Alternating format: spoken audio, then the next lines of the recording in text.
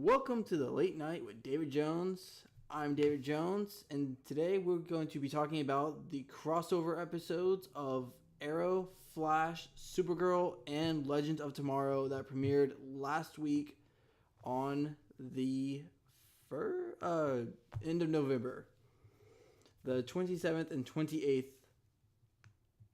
I do have a special guest with me, Carl Wise. You know, at this point, I'm not even a special guest. I'm just always here. You're a special guest. Whatever. Hello, everybody. And I do want to apologize. If you've seen the last video, I said this video is going to be out on the 30th of November. It's obviously not the 30th. It's the day of this recording is December 4th. And I also said there was going to be another guest with us today, and stuff happened, and she was not able to make it. But we're going to, just jump right into this crossover discussion. First off, I gotta say Barry Allen and Iris West getting married. Yep, it happened. It's the first episode, which is the Supergirl part of the crossover, starts off with a lot of Flash.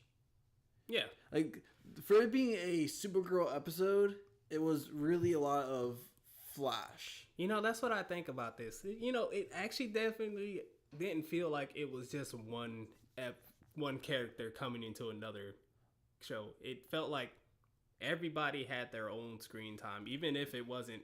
I know that was like Supergirl. Their title show. Yeah, I know it was Supergirl's time frame for the showing, but they had Flash involved. Like very first scene, it was Flash. Yeah, and we got Flash, we got the Supergirl, I feel like every character that needed to be shown, and even more characters, had a lot of time for themselves to, show themselves on screen and whatnot. I agree. That's one thing I liked about this crossover, which we watched together. I mentioned it didn't feel like the other crossovers we had, where it was like, all right, this is the Flash episode. It's going to be a Flash-centric episode. This is Arrow. Arrow is going to be centric.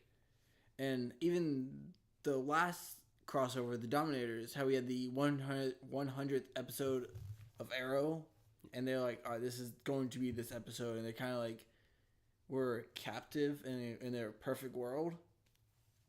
So that was one thing I really enjoyed about this crossover. Also, I enjoy the title opening, where it was like it showcased each of the three main people, Supergirl, Arrow, and Flash, which I kind of got a Marvel feel to. Like the new MCU opening. Yeah. Which I'm cool with. I just wish they would have got Legends in there somehow. Yeah, maybe not have their all because I guess they all had that action kind of pose, but you can get the Legends. They always been walking side by side together at one point in time. The way I could say is they could have Supergirl do her thing, Flash do his, Arrow do his, and just have the Ray Rider come in. Okay, yeah, the Wave Rider that would be nice. A nice little thing because it was shown all right, that's the Legends. Yeah. Besides that, though, the title was solid. We kind of jumped right into everyone. Iris is like, "Hey, Barry, people haven't RSVP for our wedding," and Barry's this is how this started. Is literally him fighting King Shark, and Iris like, "So we have a few of our friends who haven't RSVP. Let's find out." And I just love how Barry's in the middle of fighting King Shark, and I believe when he says it, he's getting choked. He's like, "Wait, who hasn't RSVP'd?"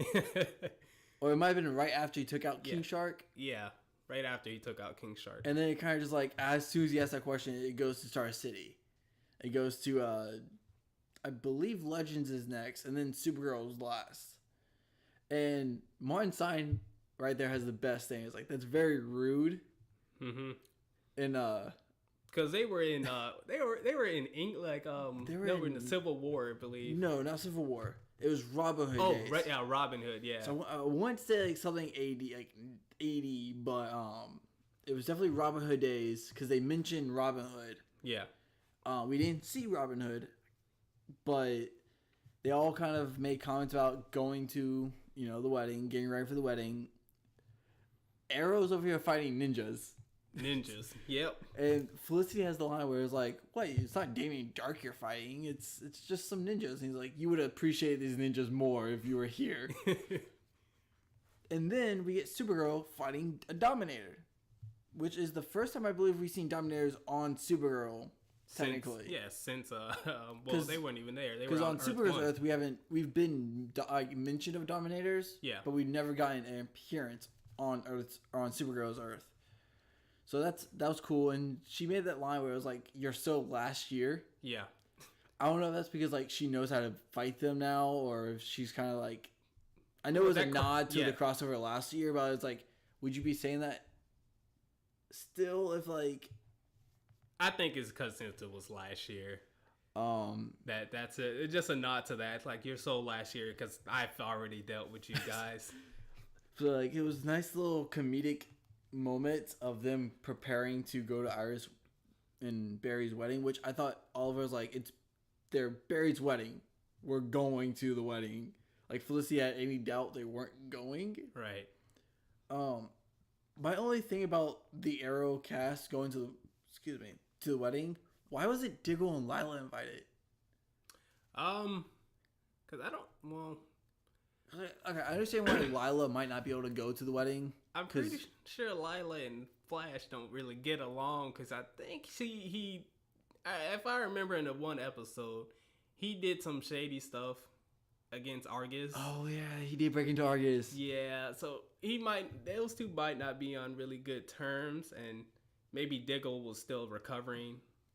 I guess it's just like, because I know Diggle, and I believe Lila and Barry ended on good terms after knowing what was going on. Yeah, but again, I don't remember that episode exactly. I try to block out season 3 of Flash. But I know Diggle and Barry's on good terms and everything. So like, why weren't they invited? If they were invited, they didn't show it. Yeah. But then we get, the whole Legends coming into Central City. The scene where you pretty much see everyone arrive to Central City. I thought it was a cool shot. You got, the Ray Rider coming in, like docking and going invisible. Supergirl flying through. And then you see, which I missed the first time. I did not see Oliver and Felicity on the motorcycle. Yeah. Coming in. Until I saw it the second time. So I was like, oh. Oh, you didn't? Yeah, I saw that. Was like, I saw the motorcycle, the Wave Rider above them, and then Supergirl's like. I just thought it was kind of ironic that like they all appear in the same location at the same time. But besides that, I mean, we kind of get to. We get the girls getting little manicures and pedicures, and then we get Oliver and Barry fitting for tux, which we got the best. I think I got one of the best lines from Oliver. It's like, when Barry's talking about the whole the vowels, and he's like, you could just speed read it. He's like, no one will understand me. Which is a typical Flash thing to do. He sometimes gets into the mode where he just speed talks and just nobody can understand. Only other speedsters can understand them, and even if they're not on his level, they can still miss a bunch of words from what we got in Young Justice. But up until now, what was your favorite moment, scene, or character dialogue? Honestly, in the very beginning of that one, I enjoyed the Alex and Supergirl's interaction. The reason why they decided to go, because at first Supergirl wasn't gonna go. Kara didn't want to go, really, for a good reason. Yes, because she was thinking of Mon-El and yada yada yada, and what I was about to call her, Maggie. Alex again was thinking about Maggie. I just got them backwards. But the worst person to get names confused with. So yeah, so at that point, Carl's like, you know what? Screw sitting here and eating a tub of ice cream. We should go have fun with our friends. At least Supergirl. I was about to say Supergirl friends, because at this point, no one's met Alex. Yeah. I think, except maybe the Flash crew. I don't even. Maybe the Flash. Because in the musical crossover is the only thing I can think of where they might have met Alex. I know John came over. I know Mon-El came over. Yeah. I don't remember anyone else who came over. Yeah. So again, nobody's really met Alex or interaction. Barry has though, except for Barry, because he came over in season 1 of Supergirl. Yeah, But again, bring you two are having a fun, just like, hey, let's just go have some fun with, go have fun. Everybody loves a good wedding, for the most part, especially after what happens. But that was my favorite part, and then you get to the reception party.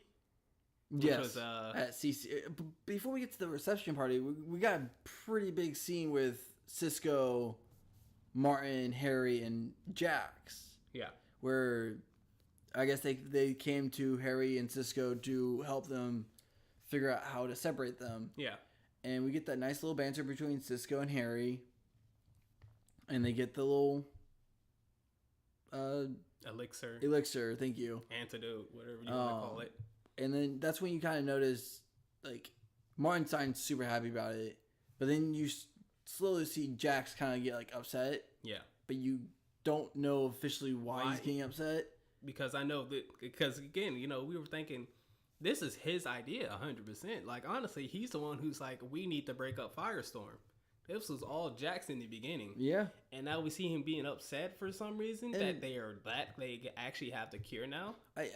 And we do get the explanation of why, because, he's like, we'll get to that one later. Yeah. But it was a little bit later on the episodes. But like, even in that scene, I knew why he was upset. Yeah. Like, we didn't officially get the wording of why he was upset, but we knew it was because he wasn't going to be able to be Firestorm anymore. Yeah.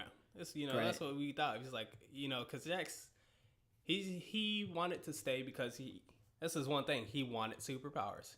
He wanted superpowers. He wanted to stay with the Legends. Yeah. And his bond with Gray.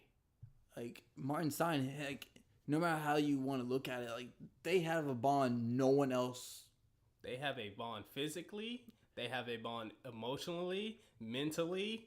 There is no one else in the world right now that's alive that would have that same bond Jax and Martin has.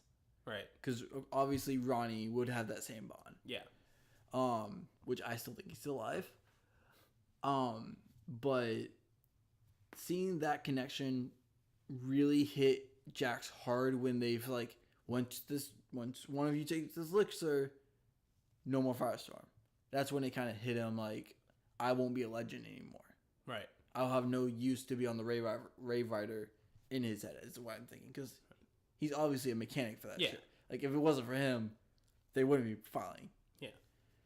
But then we obviously get to a reception. Like you mentioned. What did you want to talk about at the reception? Oh, the reception was great. But, there's no buts. But, why is Mick there? I asked that same question. Like, why is Mick and not, like, Ray? Because Ray and Barry are good friends. Mm-hmm. They've worked together. They've fought enemies together. I understand why Mick might not be there. I assumed all of the superheroes were going to be there. Yeah.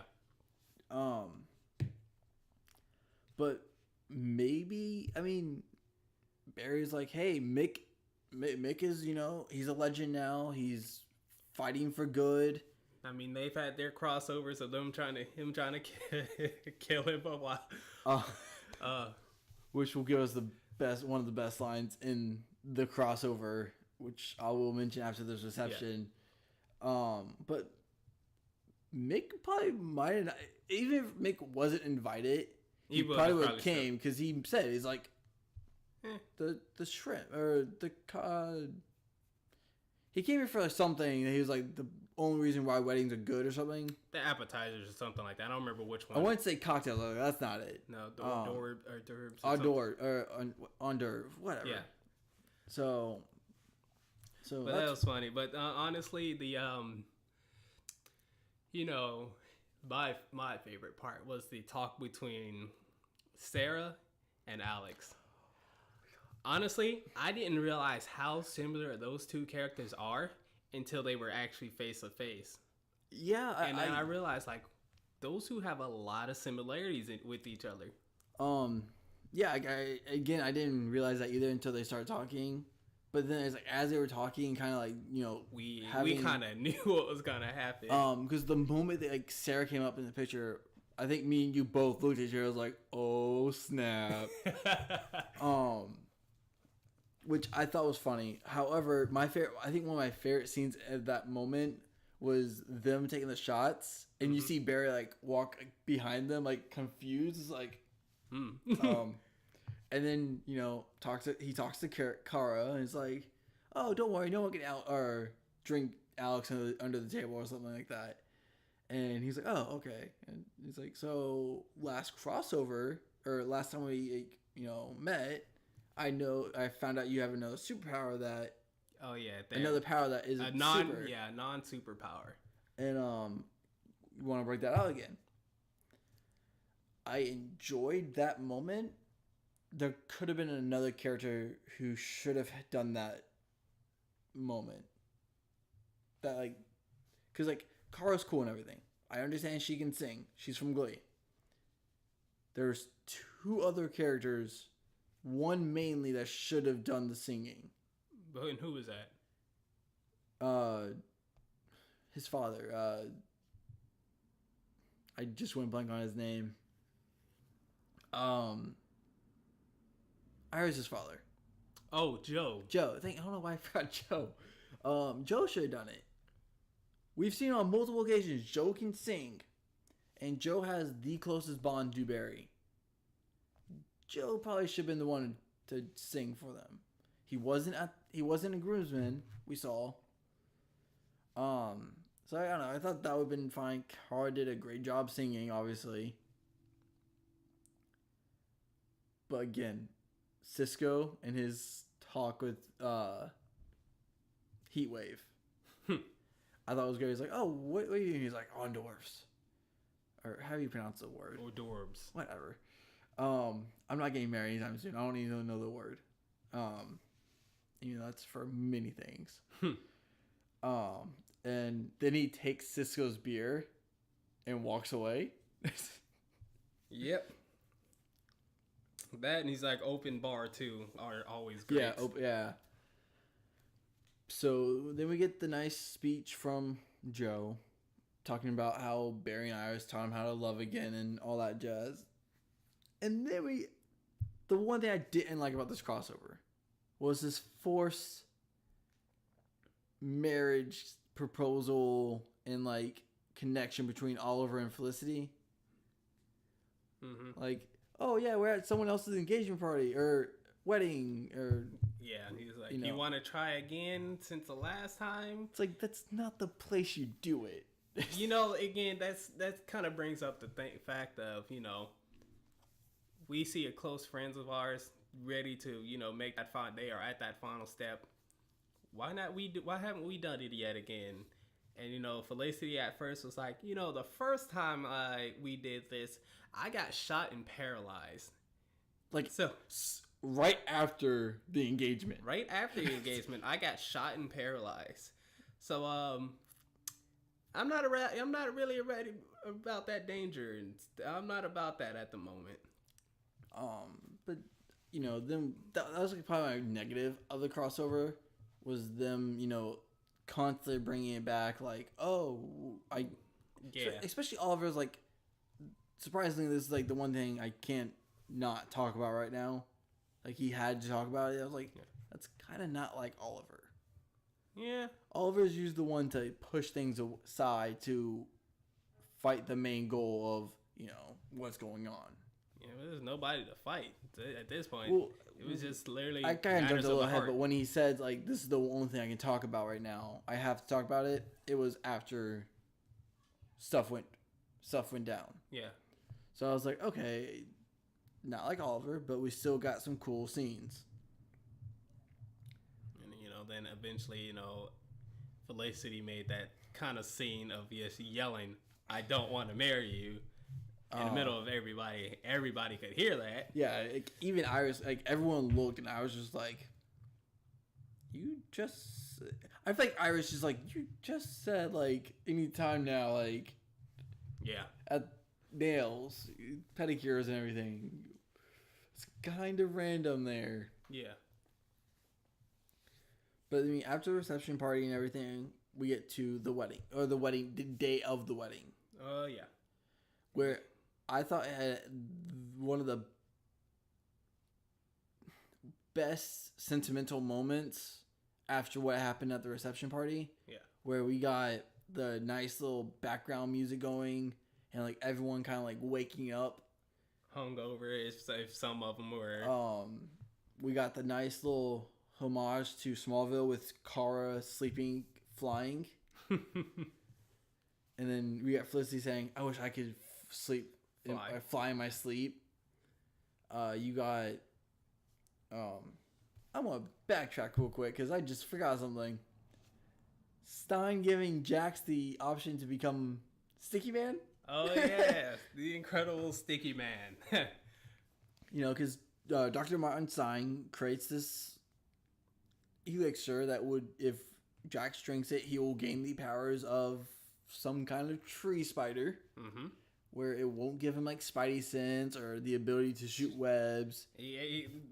Jax specifically asks, "So what? You're gonna make me Spider-Man?" He's like, "No. You don't get any of those powers. No Spidey sense." However, to be able to have this very ability to climb anything, like you will be like you'll be able to have such suction and stick, like you can stick on anything and you're just not gonna come off. And Jax was like, oh, what? Become the super sticky man or whatever. Amazing sticky man. And then he just like walks off and mad. And it's like, one, you asked to break up Firestorm. Two, he's trying to help you stay on the Wave Rider as a legend. With powers. You know, honestly, even without powers, you probably could still be a legend. Sarah. Yeah, Sarah. Heatwave. Ray, he just has a super suit. Yeah. I feel like there's someone else on the Wave Rider. I know there's not now. Yeah. So that being said, like, Jax being upset that he can't be on the Wave Rider and be a legend, I feel like it's like he could be on there. Like, he's their mechanic. They definitely would need him. And he's done stuff in the field by himself. Yeah. So like I think he could do it, but he might just have doubts. I think it's just more of the fact that he won't be Firestorm. Yeah. And he really enjoyed being Firestorm and being with Gray. Yeah. We'll talk about why all that later. Yeah, and I thought it was kind of funny though, because like when they first came to him to be Firestorm, he was very against it. And then Martin drugged him. Well, no, I'm talking about Legends. I'm talking about when they came to him, like, hey, we need you to merge with, this old guy here. And he's like, nah, I'm good. I'm going to go to school, do this stuff over here. And then later on, skip a few years, it's his life. After all the drugs. Okay, yeah, well, Twice. I think we can give a pass on those druggings. But what were we going to speak of after? The wake up. Everybody was waking up. Best one was literally Alex and Sarah. We knew it was coming the moment we saw those two together in just a scene talking to each other. We knew it was coming because Sarah is probably the biggest player in that entire Arrowverse. Yeah. Sarah gets all the girls she wants. Yeah. Everyone. She's got the queen. She's got many, many more. She pretty much get whoever she wants. And then I liked it because like Alex woke up and was like extremely confused about what happened. What just happened? Because she was not in her bed thought she was in, and then next thing you know, you see Sarah reach over her arm and just snuggle with her, and it was like, and then she like goes to get out of bed and then falls, waking her up and just like. Well, I liked it because like Sarah didn't wake up fully. Yeah. Like we didn't see the eyes open or anything. Yeah.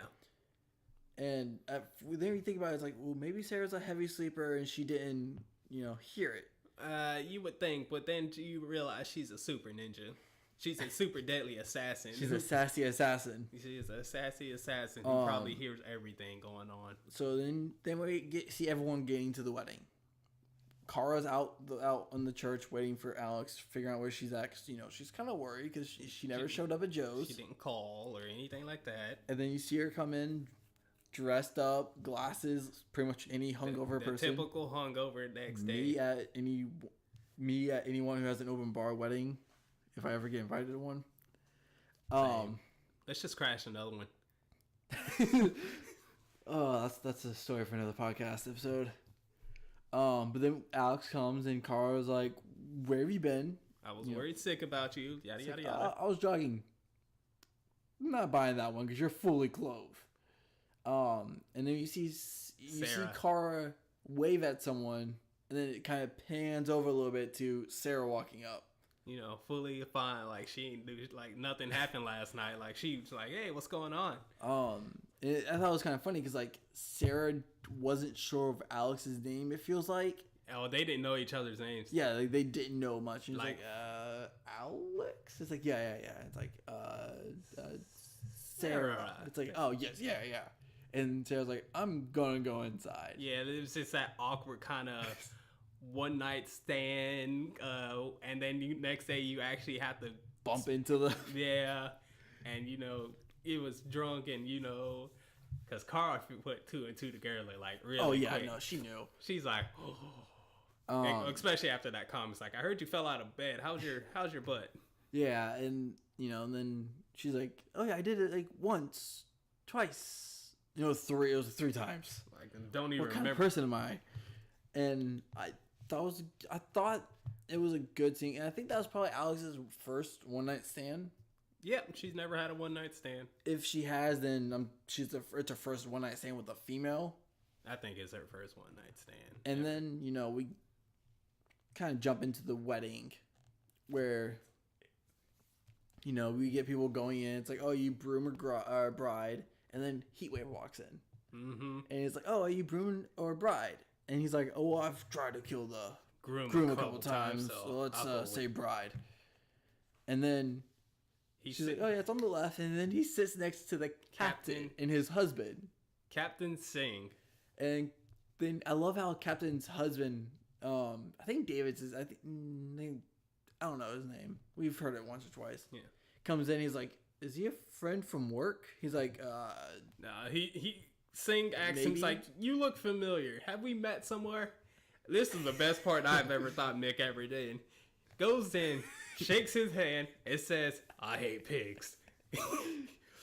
Like, nothing else. He didn't have to shake his hand or anything. He just like shook his hand. I hate pigs. So the question is, do you think Heatwave knew who he was? Of course he knew. You can't just say I hate pigs to the captain of the police and just not mean that. But then his husband is like, hey, is that your friend from work? He's like, sort of, pretty much. I don't think Singh knew who he was. I think he knew who he was, just wasn't 100% sure because, one, why would a villain be invited to a police officer's wedding? Yeah. But because he knew. Because then Cecile walked in and he's like, I hate lawyers too. It's like, yeah, so he knew. So then we get this, but I think the biggest moment in the wedding, before the wedding, I should say. Colonel Sanders? No. Is we get this waitress come up to Barry and offer him like a sparkling cider or whatever kind of drink it was, and she's acting very weird, and I sadly knew something was up because pretty much the girl I'm seeing sent me a text message or something on Twitter of a link. I didn't know what the link was, so I clicked onto the link, and it pops up, actress confirmed for crossover, and could possibly be one of Tornado Twins. I was like, I wish I would have just seen this in the crossover without knowing anything, because then I would have been more surprised by it. Yeah. One, if she is ever confirmed to be Dawn Allen, Barry Allen and Iris' daughter, she looks like she could be the daughter of them too. Yeah. But she's acting pretty weird, and Barry even asks, like, do I know you? And she's like, no, I'm just some waitress. I'm happy to be at a wedding. Not your wedding, just a wedding. And that point, you know she's connected to Barry at some point. Especially at that line, just like, don't forget to say I do. And I was like, okay, it's definitely related. Someone from the future came back to see this wedding. Yeah, because, you know, especially when they're kids, because you gotta love timelines. Because you know, I guess at that point, Dawn came back from this is what my story, this is what my theory is, you know. She kind of came back to first of all, see the wedding in person, and probably, you know, help him remind him to say I do, because I feel like Barry might have jacked up somewhere in the line during the vows, or like, you know, him talking. I don't know. It went normal. I don't know about that. I was thinking like, remember to say I do, because like he probably forgot to say I do, or something. I feel like something could have happened where Barry was so kind of caught up in everything that he forgot to say I do, or he just kind of. I feel like something might have happened, in which caused Barry not to be able to say I do, which is what made her say that. Which obviously something does happen. Well, I honestly, again, I think in her timeline, the wedding went normal, but again, something kind of curved right.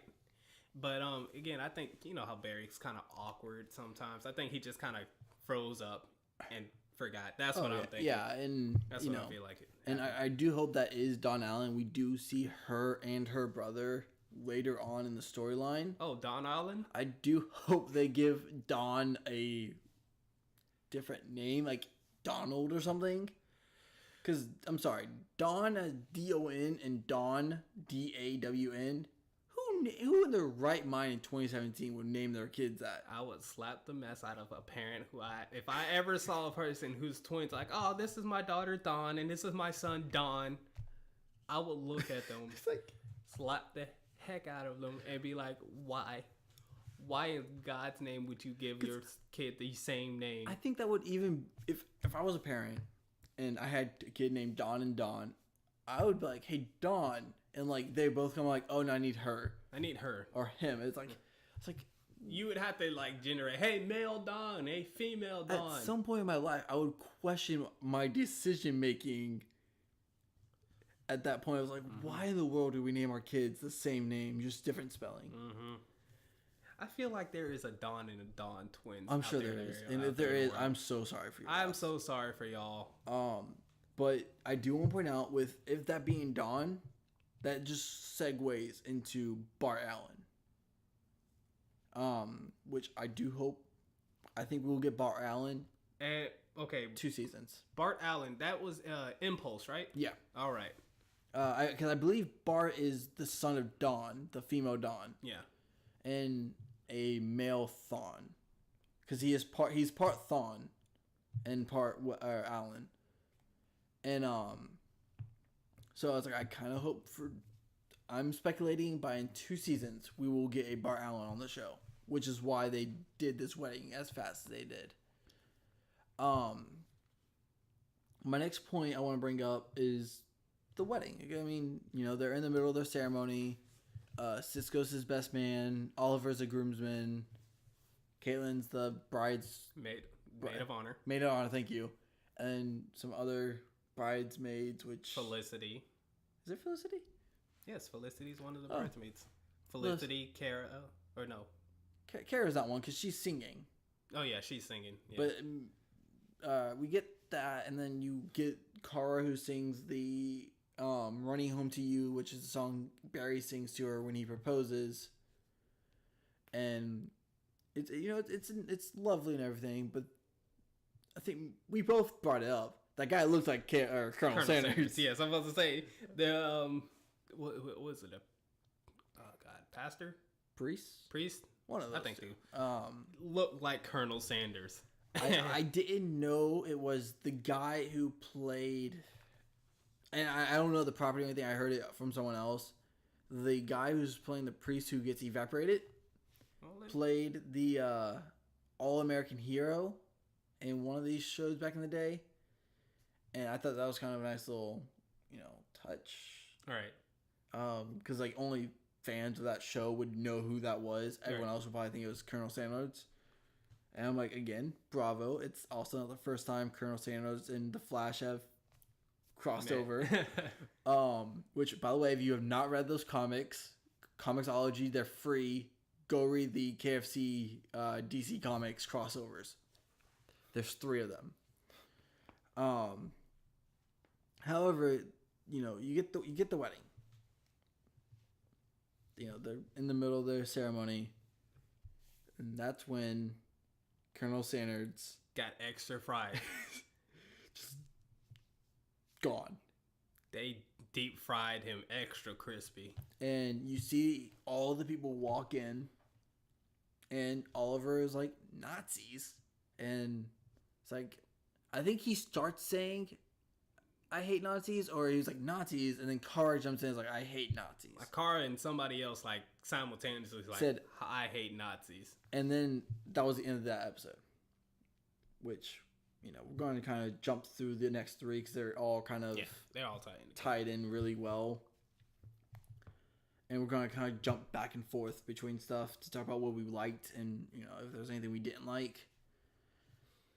And then we get the church battle. It's not as good as the Kingsman church battle. It was a good church battle, though. We get a nice pair of duos in each battle. That I thought the camera angle for the battle was great. Yeah.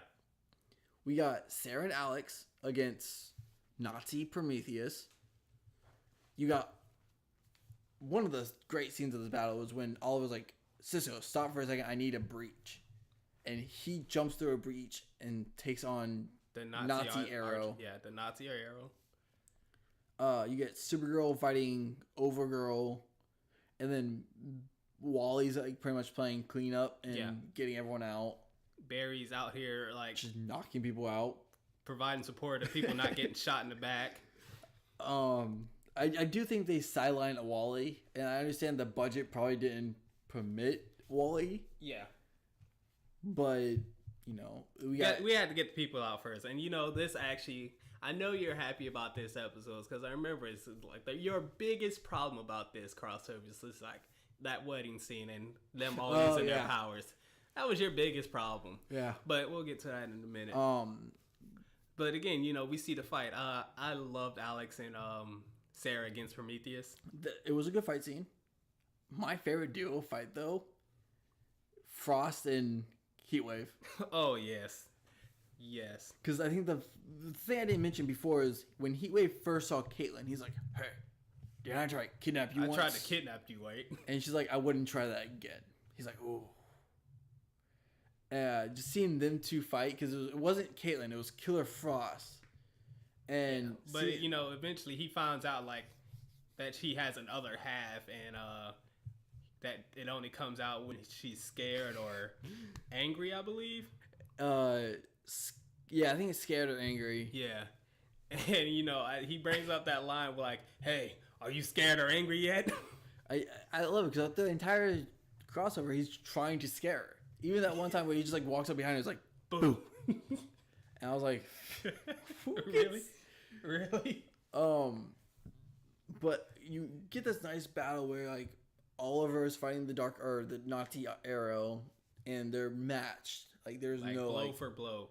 And then I think the only person who had a chance against the person they were fighting was Sarah and Alex. Yeah.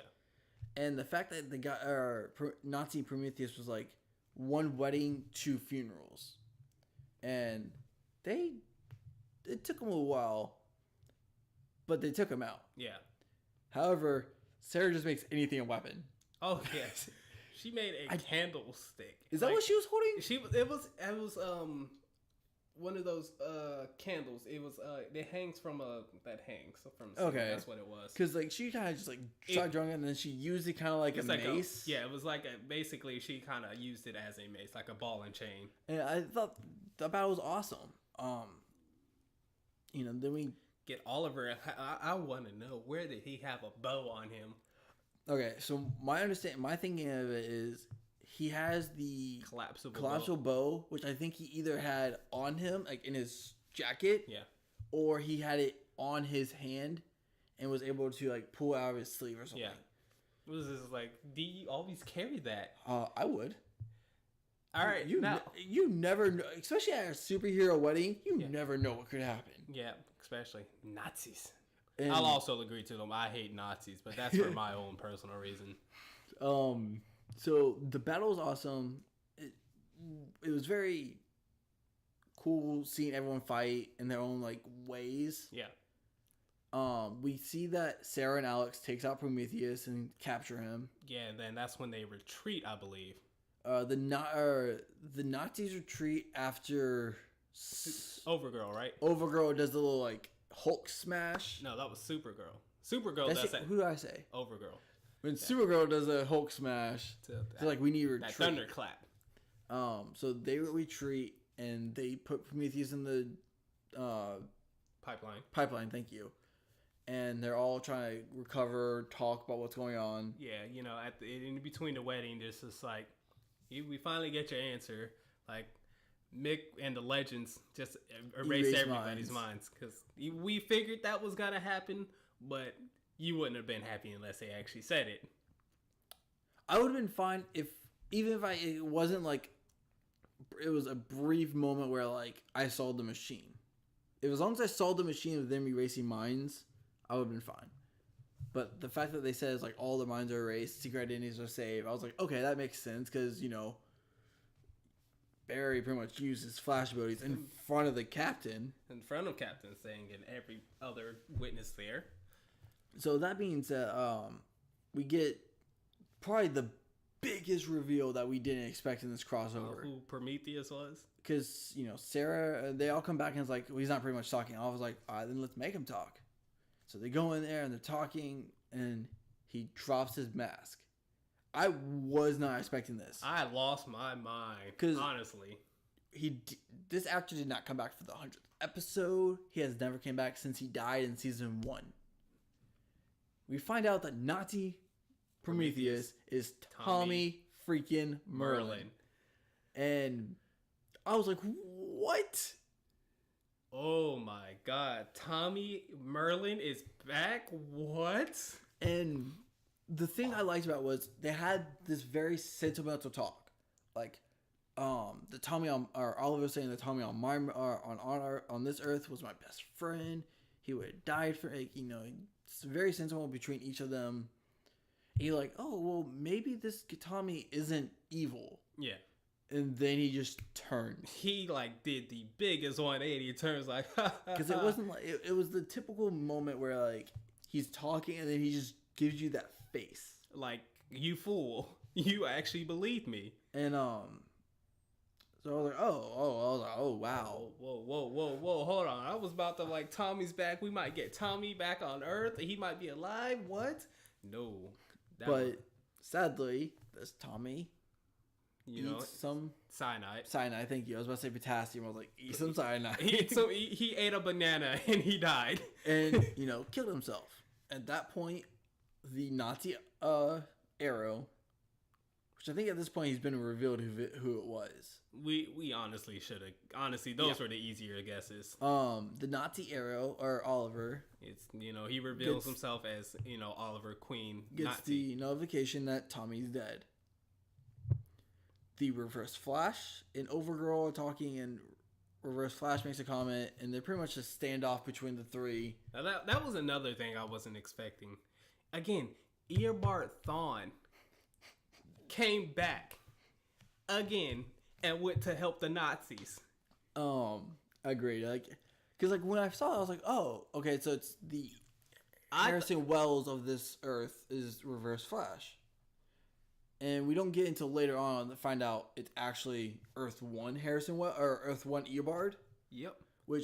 And he decided to keep the disguise as Harrison Wells. Well, he did not decide to cap it, but he decided to go back to it. Yeah. I don't know why. Besides behind the scenes, it probably would have been cheaper to have Harrison Wells or Tom Cavanaugh play him instead of bringing the actual actor back on board. Yeah. And paying another person. But Eobard Thawne just coming back, I was like, should have suspected it. I mean, that's how they know everything about Earth 1. Right. It makes perfect sense. It does, but again, I just wasn't expecting him to come back. Like, he always comes back. You should just expect Reverse Flash to just kind of come in there, slide his way in to screw over Flash in any which way he can. And then we get to the point where, like, the heroes go off to fight. And again, I'm skipping a lot of stuff. It's little fillers. If you haven't watched it, I don't know why you're here. But we see, they find out where Overgirl, Oliver, and Reverse Flash are all hanging out, so they go there. Mm-hmm. Flash runs, Supergirl flies. They're all kind of there, sitting there waiting. They hear the motorcycle. Flash and Supergirl get there at the same time. Then you get like a brief, like 20 seconds, just. And again, it was just the fact that Oliver was like, again, I don't have super speed. He's like, no, it's like, I don't have super speed. And they're like, no taken, yeah. Mm-hmm. And then we get the official reveal to the heroes of who each one of them are.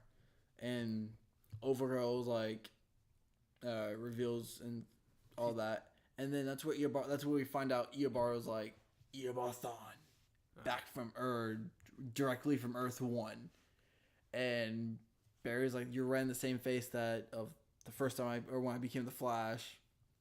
He's like, yeah, I thought it'd be more suiting this way. Which we got a lot of nods for season 1 of the Flash for this surprisingly episode. Overgirl does something to cause a building structure to be start collapsing. Oh, she shot her lasers. So all 3 of them, for some reason, decide to go. Don't know why Oliver's there. I really don't know. You know what? He's Spider-Man that situation. He very much Spider-Man that. It was like, Spider-Man Homecoming did pretty well. Let's have Oliver do that with this building. Yeah, with his I guess like rope arrows he has. So that was nice seeing the Flash, Supergirl, and everything, like, and Oliver kind of swing around like he was, kind of like Batman does. So now we're going back to Justice League and Doomsday. Like it's very reminiscent of how Batman uses his grappling hook on stuff, even in like the animated and comics and all that. So I was like, oh, okay, it still doesn't explain why Oliver needs to be there. If anything, he should be on the bottom taking care of civilians. But then we get the fight scene, which for a crossover, I was not expecting their budget to be. I was like, okay, it's gonna be about the same last. There was a lot of special effects in this. They went off in this. They went all out in this. And I was like, I was not expecting half the stuff that happened in this crossover. Because this was a big fight scene when they were all in the warehouse where we had Firestorm, we had Sarah, Alex,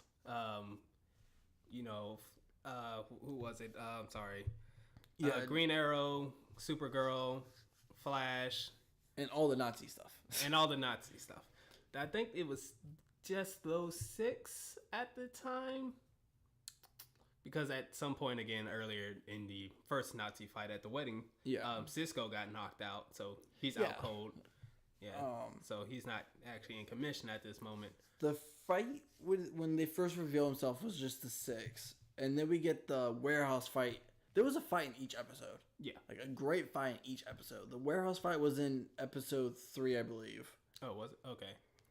And then episode 4, we had the big climatic fight at the end, like under the bridge and everything. No, I thought it was the end of episode 2, because then episode 3 was them going to You're right. Yeah. Yeah, because they get taken and then sent to Earth X. Yeah.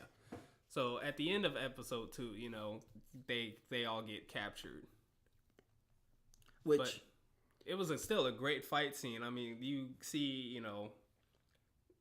Firestorm out going around taking out Nazis, just boom, boom, fire, pyrotechnics everywhere, explosions. It's like you get pyrotechnic. It was part way in Michael Bay. I believe Michael Bay is just giving him a clap at that point. It's like, that's some good effects, CW. Good job. I like it. So then pretty much after the warehouse scene, most of them get taken and sent to Earth X, except for Supergirl. Yes. And at that point, now we think about it, Oliver wasn't there. Nazi Oliver wasn't there because he went to the he went to Star Labs. Because then that's when he takes Cisco and all the other metas and anyone there in Star Labs that he saw, put him in the pipeline. Yeah. Which I thought was kind of funny because Harry had a ball. And he just got bouncing the ball and just it was annoying Cisco. But then we get episode 3 where we pretty much find out Felicity and Iris haven't been kidnapped or taken. And everyone else that isn't taken is on Earth X. Yeah. We forgot about another surprise villain, Metalloid. He was in that part. Yeah, Metallo. I don't want to call it. Yeah, Metallo. I was not expecting Metallo to come in. I wasn't either, but it was nice to see that the voice was the same guy who played him in Supergirl. Yeah.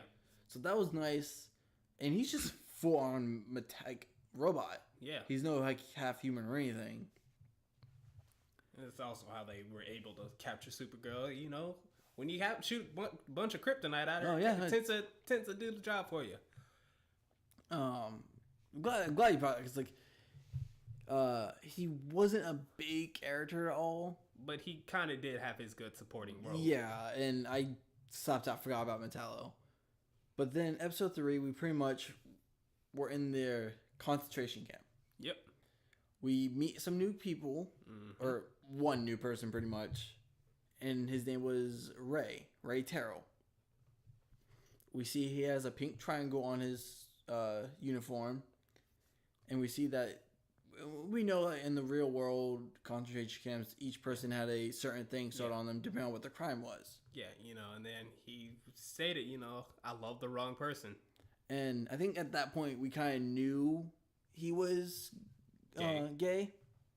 So I was like, okay, are we going to see who he was in love with? Honestly, I didn't think he was a hero. I only knew he was a hero because I read Justice League of America Rebirth. Yeah, and that character. His name is in there, so I guess his name did pop up familiar for you. And I saw a couple I didn't read articles or anything, but I saw the titles of articles. I was like, I was happy, but I was like, are we going to see who he loved?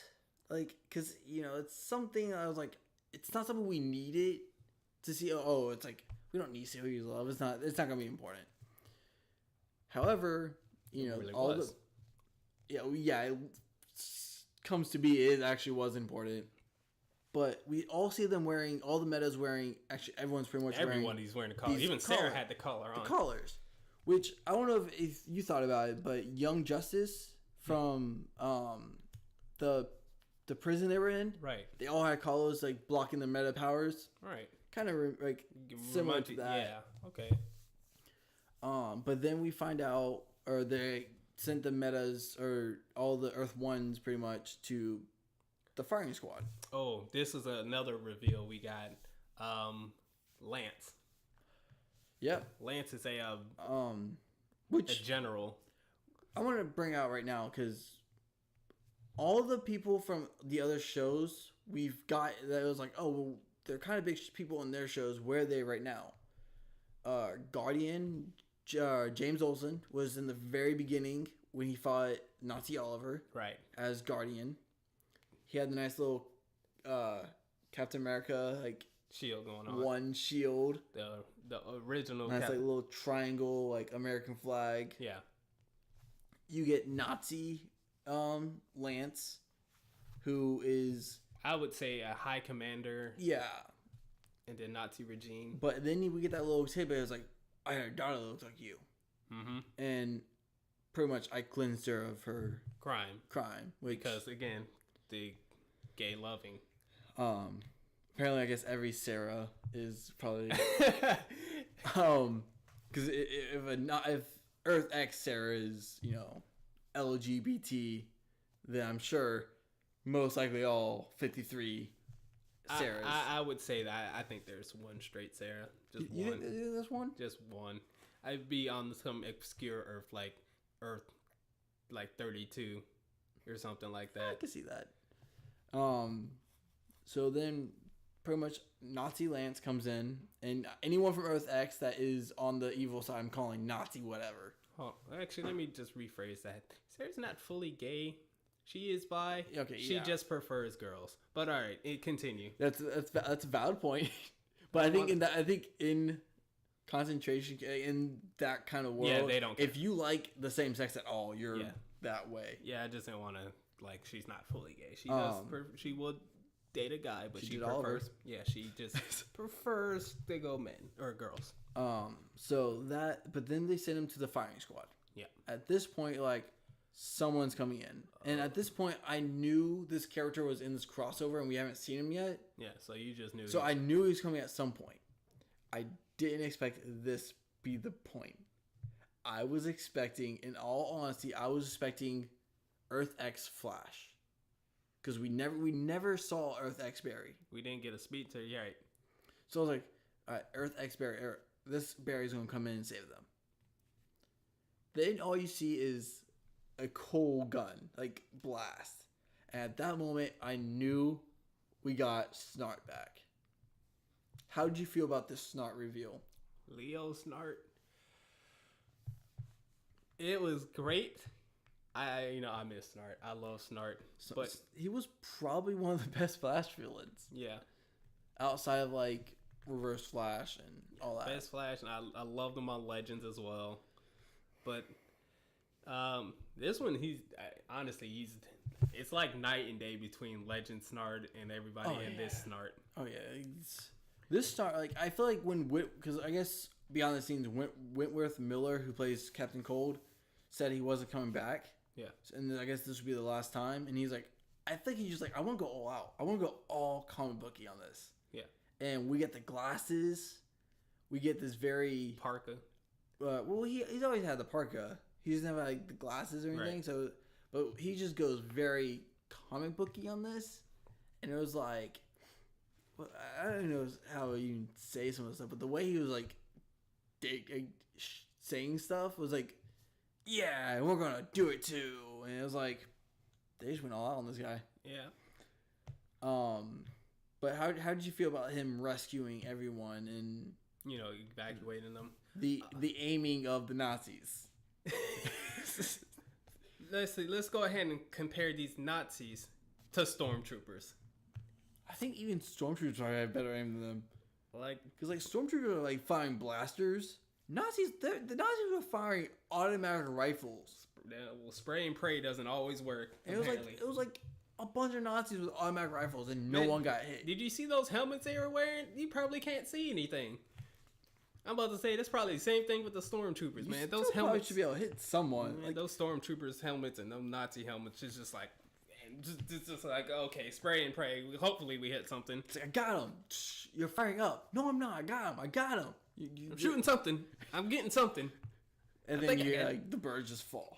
This is the funny part, and everybody like Earth 1 is kind of confused on what's going on, and then they kind of meet up. She's like, who are you guys? He's like, who are you? Let's kind of explain this later, and let's get out of here now. It's like, this is not the place to explain. We can explain this on the run. Because Leo tells Ray to do what he does best. Yeah. Pretty much. And Ray went full on Ray. Ray, yeah. Because Ray Terrell's superhero name is The Ray. So he basically lit up this guy, yeah. And I liked, for the most part, of his costume when he was lit up. Mm-hmm. Some things I could do without, some things I could do with better CGI. I won't say CGI, but better look. However, Ray lights him up, and they escape. Yep. And that's when we meet the Rebel Alliance. That's what I'm calling them. How surprised were you when you saw the leader of the Resistance? Let me compare this. In this, he's a nerd geek who's quiet, shy, and doesn't really stand up a lot, and he's a very nervous person. And the crossover, he is a confident, tyrannical. I wouldn't call him a dictator, but he shows his authority. He demands respect. Yeah, and it's no matter, he's doing what he thinks is right to win the war. Mm-hmm. And I think he was season 1 Oliver, like without being a vigilante and everything, but like Oliver's like, this needs to be done to win. Like his was 100% serious, and I was not expecting that from Win. No. That's probably what the biggest part about these crossovers got me. It's just like seeing one character act this way, and then seeing them completely just turn their acting to a whole nother character was like, wow. And that's why I like the multiverse of this, because like you do see the actors kind of step out their boundaries of what they're normally used to, doing something completely different. We've seen it with pretty much almost every character now, except like Alex and everything. But for the most part, I really enjoy the Resistance. I did enjoy finding out the fact that Ray and Leo were a couple. Mm-hmm. And it's not like something huge or anything in my opinion, but it was unexpected. It was unexpected, but like just knowing the fact that I believe both actors are actually gay, so it was like nice to actually see that 2 gay actors were actually playing gay characters, instead of making one straight person be like, I'm not saying it's a bad thing or anything, but it's kind of like representing your community. Yeah, man. Love who you love. And it's kind of like how like, in the comics this character is black, but why is a white person or Asian person playing him? Like, it's nice to see people from that community actually portraying the right character. Right. Even though like their relationship really isn't a huge portion of the. But then we get like the biggest drop for the Ray's character. He's from Earth 1. Right. So question is, how in the world did he get to Earth X? And how long has he been there? And that's the second question. Because I do know that he's obviously staying there. Because there is an animated show coming on the CW Seed, I believe, for the Ray. And it's like the Ray Freedom Fighters or something. So it's pretty much him on Earth X fighting Nazis. So I will tune into that for any day of the week. All right, I didn't know about that. I'll give that a look as well. And because it kind of dropped at the end where he's like, "Hey, if you need anyone, need any help punching guys on Earth X, just give us a call." And he's like, "I will definitely do that." Right. And on the cover, you see Cisco breaching in, kind of. So I was like, okay, so we're getting that. Okay, so, I didn't even see that. It's an animated, kind of like the Vixen. Yeah. But I don't know, just seeing how they interacted with each other for the most part, and then Wayne's over here being a little, tough nut to crack. Yeah. Because Alex tried to talk to him. Well, Alex got into him a little bit, it feels like. Yeah, but then it took Ray and then Leo to, finally let him be able to. Because, the Earth 1 people are trying to get back to Earth 1 to save Kara. Like, she's going to die if we don't get back there. Yeah. And then they finally find out. They finally tell them, it's like, there is this facility that we're trying to blow up. We're going to blow up because it's the only way for Earth X people to get back. So that's the only way for you to get back to Earth 1. And then that's when you see like them kind of form a plan while Alex is trying to talk them into like letting them go and everything. And it's pretty much a fortified fortress of like, you're not getting through. If you have powers, if you don't have powers, you're not getting through because powers don't work here. Yeah, they had the dampening field for powers, and then we had Barry super speed around, check the perimeter, and it's just like, yeah, there's about a crap ton of stuff in there that would dampen our powers and kind of hinder this process. So we need to figure out a way to get inside without powers. And that's when Leo jumps in. It's like, nah, there's all this stuff like in the way. You're not getting in there without powers. And then Oliver's like, I have an idea. How did you feel about Leo being the driver and Oliver impersonating the fear? Because at this point we find out Nazi Oliver is the fear of Earth X. Honestly, that's... I enjoyed that part because it was kind of funny. I figured it was going to happen, but, you know, I commend Oliver for playing a good fear at that point in time. You know, I thought it was kind of funny. It's like, oh, where the paper or your papers or something? It's like, I don't got papers, and it's like, then you can't come in. Right. He's like, you tell that to the guy in the back. Take it to the boss. And I was like, okay, you know, Oliver he's good at playing this brooding guy. And then we get him in and everything. He's figuring everything out. Nazi Lance comes in. And they talk about their super weapon, their Nazi super weapon, which is another big damn surprise for me. We'll get that in a second. But then, you know, he's talking, and Nazi Lance doesn't trust this version of Oliver. Yeah, because I feel like at that point, you know, I feel like Nazi Oliver and Nazi Lance have been together like through the beginning. So, you know, if you were replaced with somebody who was an exact copy and try to act something, I would imagine you would notice something slightly off. I'm sure like the fear Oliver, Nazi Oliver, kind of did something that the regular Oliver didn't know about, and Nazi Lance kind of picked up on that. Again, you know, yeah, just talking, just mannerisms, and you know, he kind of figured. He's like, you know, he's very convincing, but for some reason, there's just that one thing just is kind of giving me doubts that I should, you know, test out. Just give him a test. And, you know, he gives him the test. Gives him a gun, brings in Earth X Felicity, shoot her. That was the test. Shoot her. I don't know why Oliver...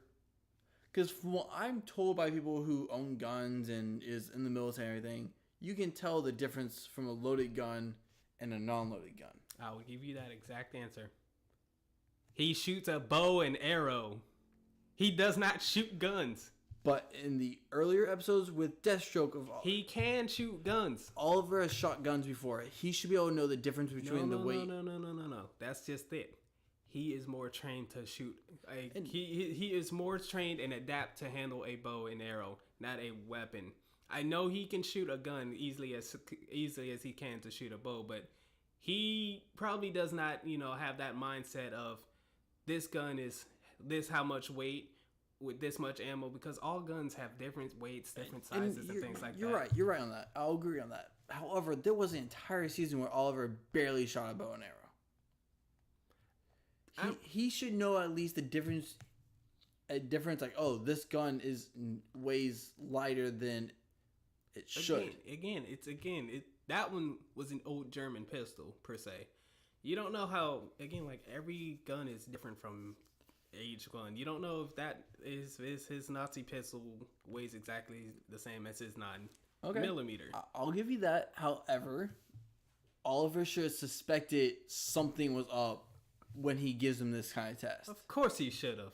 So the fact that he brings in Earth X Felicity, who's also Jewish, I might add. So Jewish, she's Jewish in Earth 1 too. Yeah. So, and again, nothing wrong with that. It's something to throw into this, because that's the only reason why that Felicity I think would be there. Yeah. And he's like, all right, shoot her. You know, Nazi Oliver won't have a problem with this. Yeah. And he even makes that comment. It's like, I hear that your other half is in love with this girl. Don't know why. I don't know where that came from. But then Oliver... pretty good, wasn't it? Then Oliver turns the gun on Nazi Lance and goes to pull the trigger. And that's when you get the click, and he's like, it's not loaded. I have terrible impressions. I'm not even going to bother trying. That was pretty good on my part. I just went for it. I was like, that sounded a lot better than I thought it would. And then Oliver pretty much goes into fight mode. Mode. It takes out that entire Nazi room. And that's when Barry comes in like... So, how'd it go? Oh. Okay. Can I save one? Which I feel like is the same moment Oliver told Barry earlier. Mm-hmm. It was like, you could have at least saved me one. Yeah. So it was nice to see that. So I had that witty banner between them. It was nice to see them pretty much all do what they need to do to get back home. But at that point, we find out what the secret weapon was. Oh my god, I lost my mind. And I don't know what what they called it. All I know it is German for Wave Rider. Yes, it is a Nazi Wave Rider. Did you catch what the voice of that Nazi Wave Rider was? No. Moira Queen. Myra Queen? The person who plays Moira Queen in season 1 and 2 of Arrow was the voice of Nazi Gideon. Oh my god, that is hilarious. Which I didn't catch it the first time.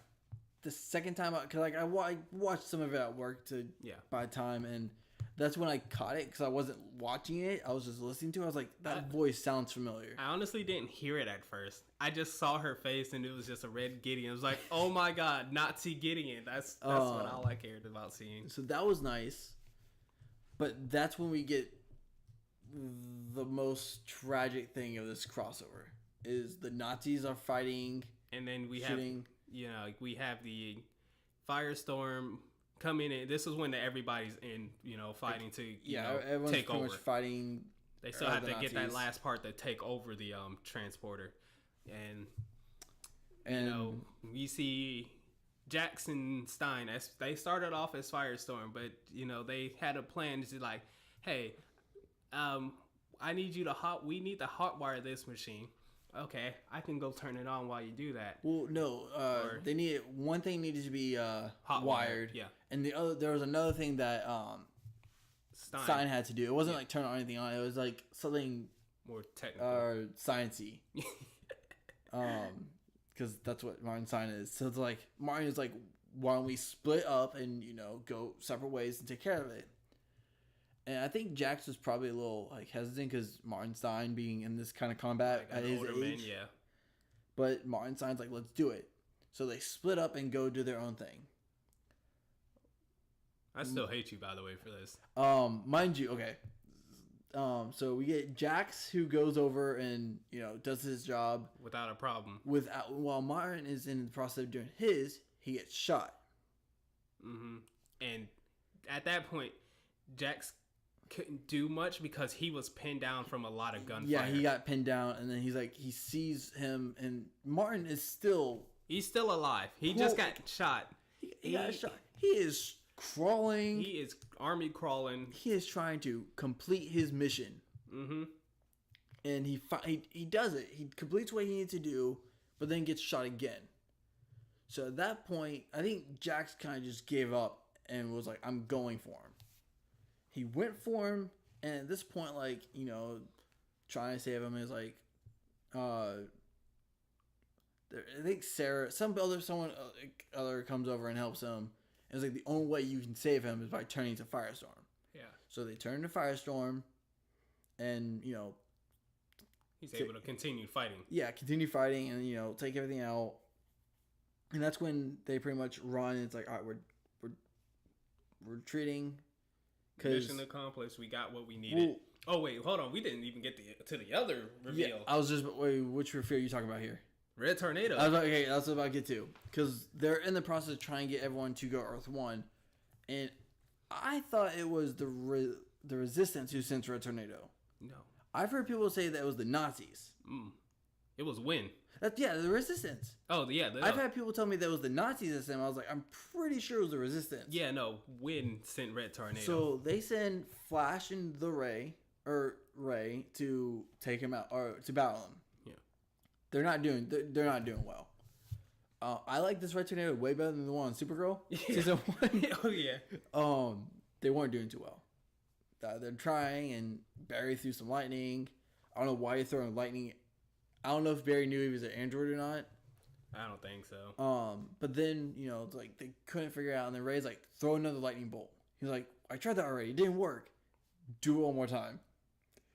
Throws the lightning, and Ray lights up that lightning to take out Red Tornado. If I'm guessing, it caused some kind of EMP, magnetical surge to disrupt his or just short fused. Yeah, short circuit his power or himself. I do hope we get more Red Tornado on Earth 1.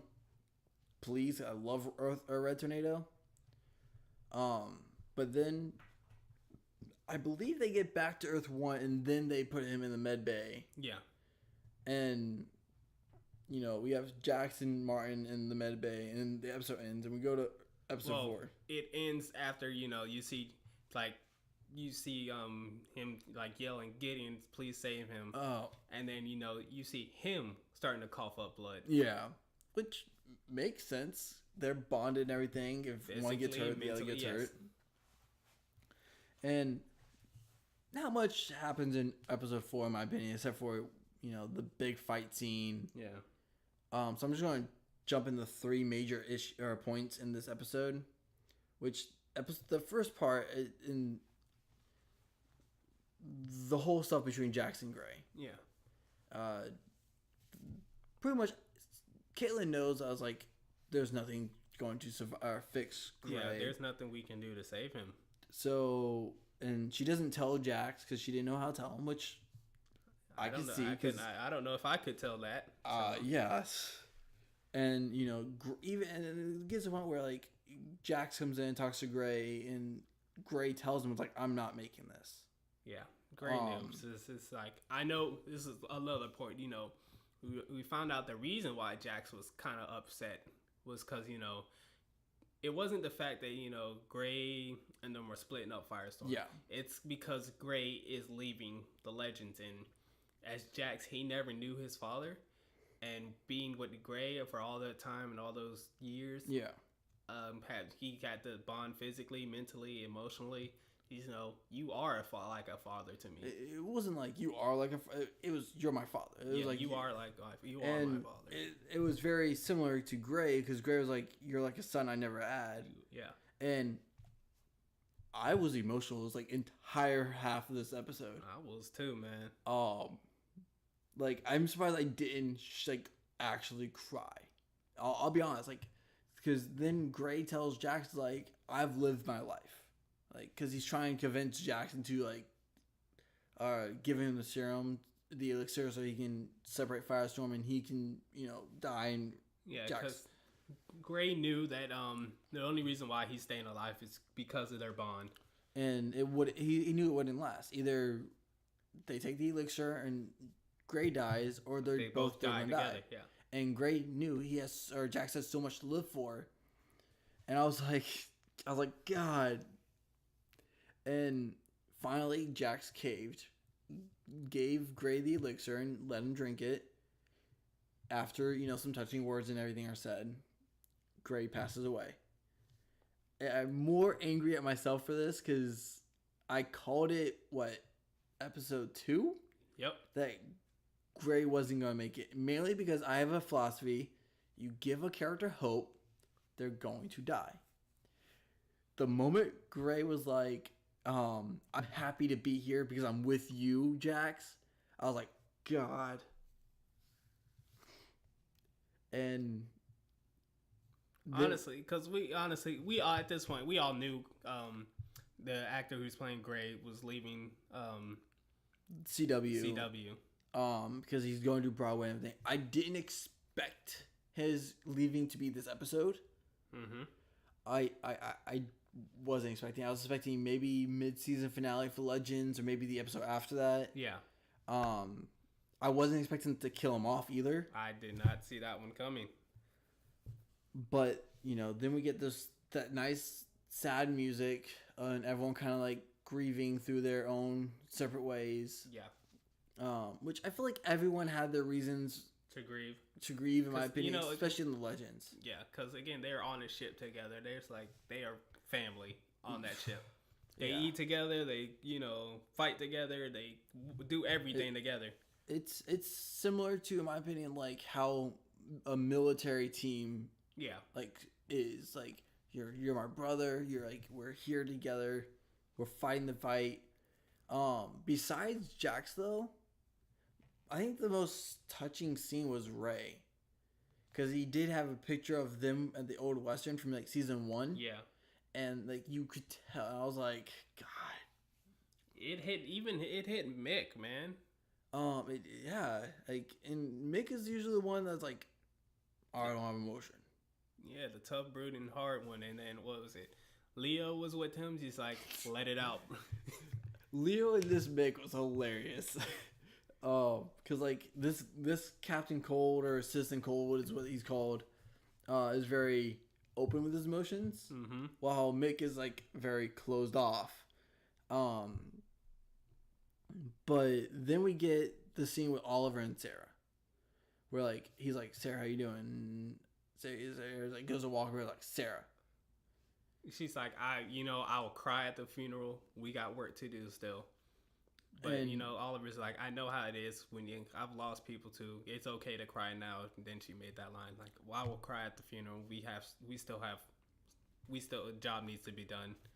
Which I agree. Like, take out, hold the grieving off, take all that anger out and put it towards the Nazis. Yeah, and then you see then at that point you see the entire Legend team line up, and I believe it was either Ray or Nate who's asked like, where's Jax? Because after Jax said he's gone and said his goodbyes, you didn't really see him, grieving or anything. But then this is where it hit.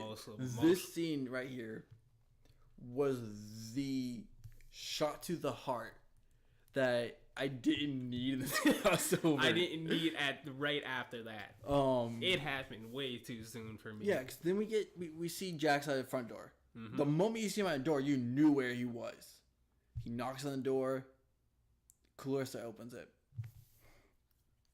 and Jax is like the typical I didn't have the words to say it, but he just said he's gone. And I think once Clarissa saw Jax and saw what state he was in, she knew.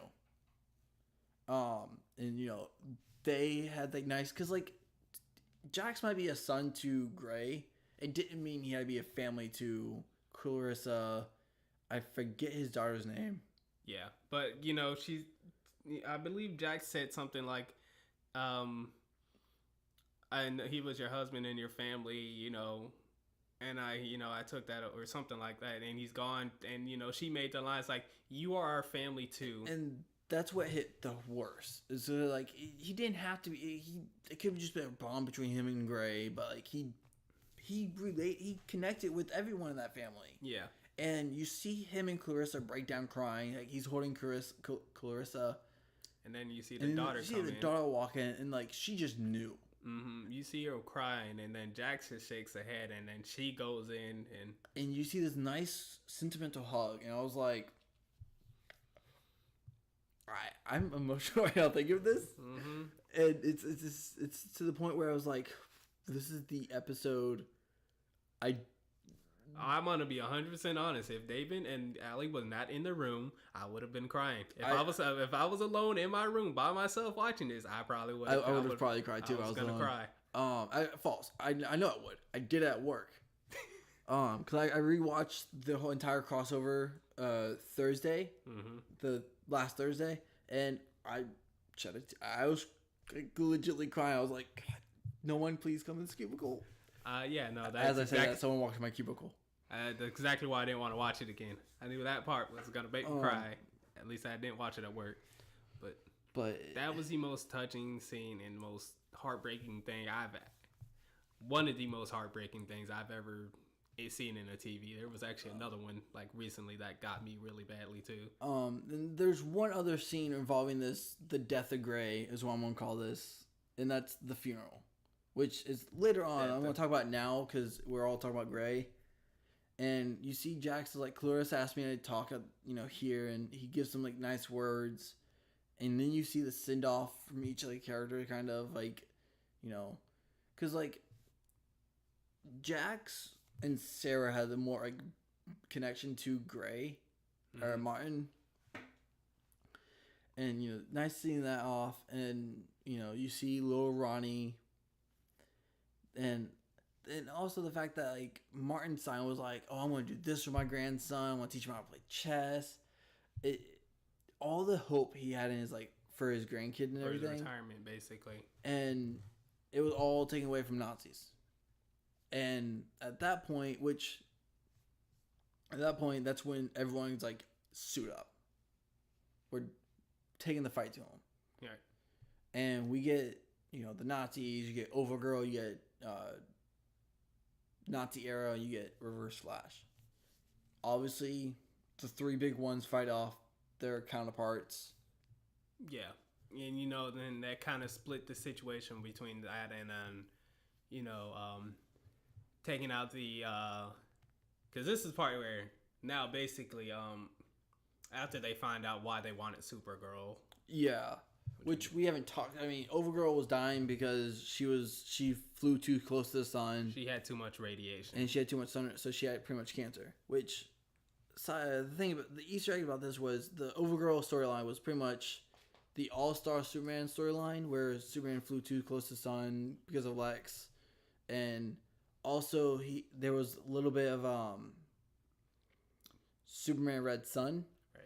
Which in that storyline we get Superman who, instead of landing in Kansas, he lands in Soviet Russia, causing the war to change.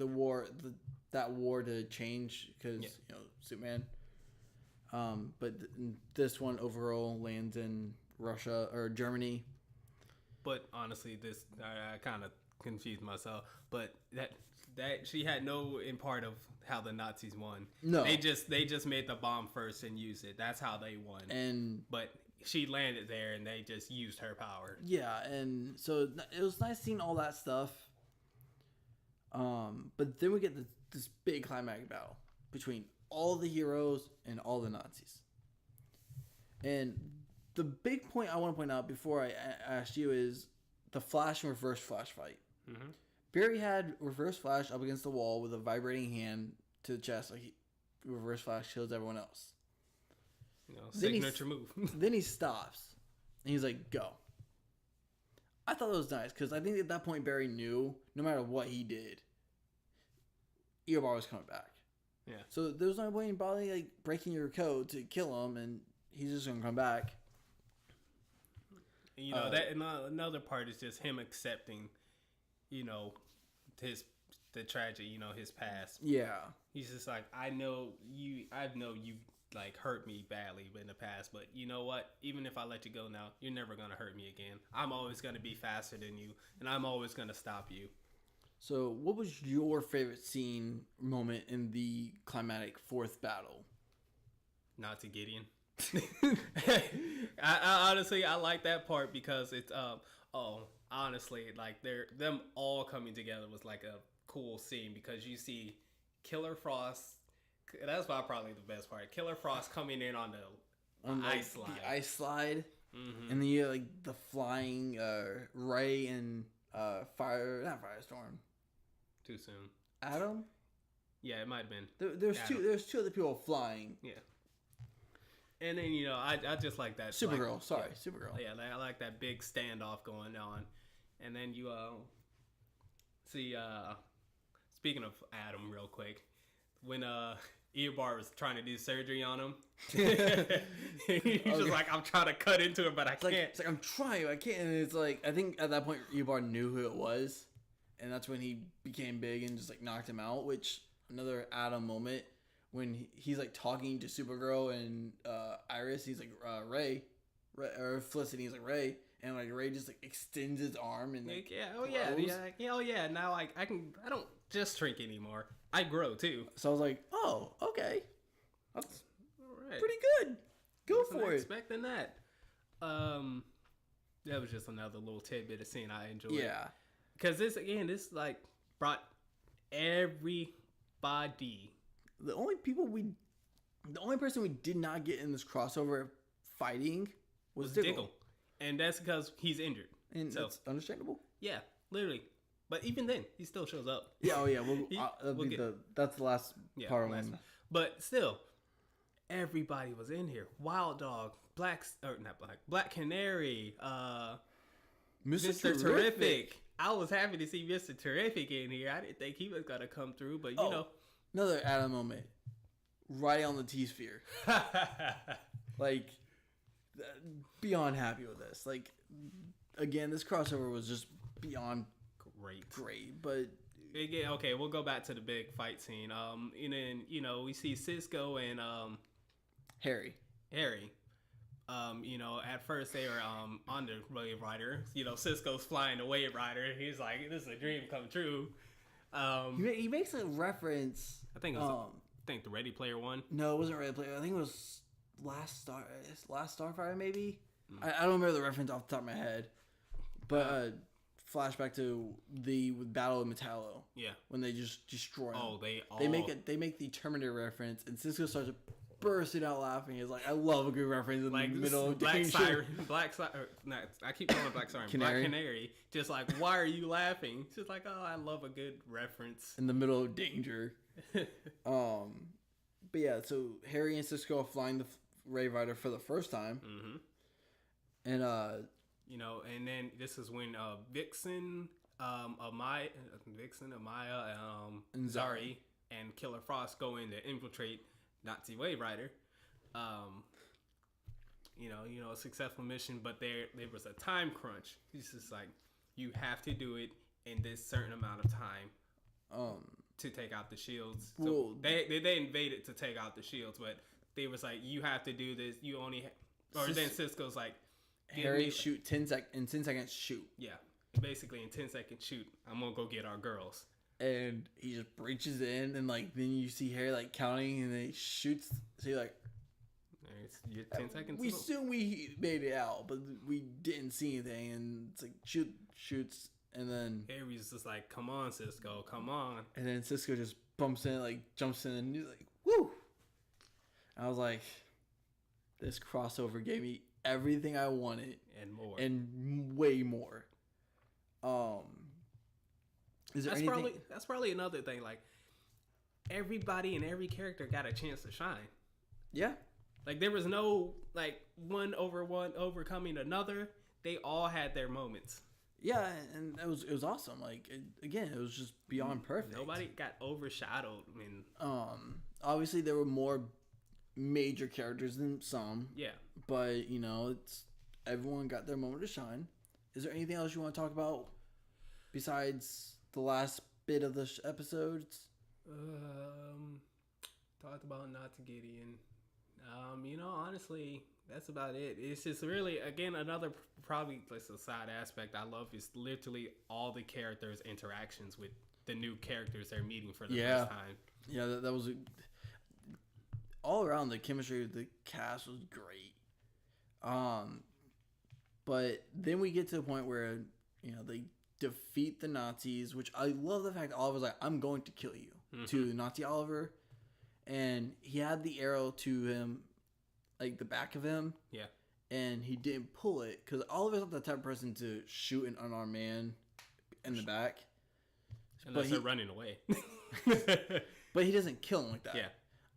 And the Nazi Oliver turns around to do something and Oliver just shoots him. Yeah. And I was like, perfect. Freaking perfect. Overgirl explodes in atmosphere due to Supergirl. We get that Man of Steel holding the Girl of Steel, which is very resemblance to the Crisis on Infinite Earths cover. It wasn't Nate. It was Superman, but I just like that reference. She said, honestly, I didn't even see, I thought, the crater impact she made was that's a little small of an impact. Usually they go all out with those impacts. Yeah. But, you see Nate, all steeled up. He's like, "How did you catch me?" She's like, "I figured it would take the Man of Steel to catch a Girl of Steel," which I'm fine with that. Superman. I'm fine with that. I mean, it was a nice little resemblance to the cover for the Man of Steel holding the Girl of Steel. But other than that, we get to a point where everything's done, and Barry and I is like, we're just gonna, or Alex and Supergirl's like, we'll come back for the retrial of the wedding or whatever. It's like, yeah, we're not gonna worry about that right now. And, we get all the goodbyes, and then Oliver and, Felicity's like, well, Iris and Barry's like, well, we're just going to, the court and, get married. And Felicity and Oliver's like, we know someone who's ordained. He's like, oh, who? And you see Barry just run. You just see Diggle just chilling in the base, just doing nothing, literally chilling. And then he just gets taken, and then, he's staying there for a good second or two, and then he just starts throwing up. Yeah, no, he does not handle super speed well. No. Especially when it's unexpected. He just literally got kidnapped. And then... That's probably the worst thing about a speedster. They can kidnap you, put you somewhere, and you have no idea what happened. And Diggle's like, come on, Barry, at least a warning. But then, you know, they tell him, he's like, oh, I'll be happy to marry you. Yeah. They're in the middle of the wedding. Felicity's like, let's get married, Oliver. It's like... Wait, like 2 hours ago or something. Mind you, I knew it was going to happen. It still pissed me off. Because like, you could have done that in the Arrow, whatever, later on. One, don't interrupt someone else's wedding like that. Like, it's very rude. First, you don't RSVP to the wedding on time. You wait till the days before. Listen, at this point, if Nazis interrupted your first wedding and your friends just wanted to put in, I didn't care. Like, it's better than Nazis. Yeah, I think why Iris and Barry didn't mind was because it was Oliver and Felicity. Yeah. And, you know, if it was, you know, another friend that wasn't too close, it would be completely different. Yeah. But, you know, Diggle marries both of them. They both get married. And that's pretty much the end of the crossover. I mean, I don't remember anything else that could have happened. That was it. That was it. But I mean, overall, I really enjoyed this crossover. Thought they did an amazing job on this. But I mean, other than that, do you have any final comments? Honestly, 10 out of 10 on this one. This was perfect. Like, it was everything I could have asked for and more. Like, even with the characters, even the drama. The couple negative things I have with, like, the whole Oliver and Felicity wedding stuff, and it was still great. Like, everything was perfect. Again, I'll give this a 10 out of 10 also. But that being said, I mean, it's probably the best place to leave. Actually, I'm going to throw this out there. I think by the end of this season, Jax will have another Firestorm partner. I don't think Firestorm's done. Whether it be a new person or Ronnie, Firestorm will be back. I hope. Alrighty, let's hope. Either by the end of the season or halfway through next season, we'll get Dawn Allen back. And in 2 seasons, we will get Bart Allen. That's my theory, speculation for the next couple of stuff for Flash and Legends. I have no speculations for the other two because there's really nothing to speculate. Yeah. But if that's it, that's pretty much it for this episode. Thank you for listening. Again, I'm sorry that this episode is an hour and 40 minutes. Get you guys to listen to background or something. So thank you for listening to this long video. Please put down in the comments what you thought of this crossover, your rating, your favorite moments, what you didn't like, favorite characters. Give this video a thumbs up. Subscribe to my page for more videos to come, or check out the past videos of the other Arrowverse episodes or Troll Hunters. And keep looking forward to more videos to come. Thank you and have a great night. Good night. Good night.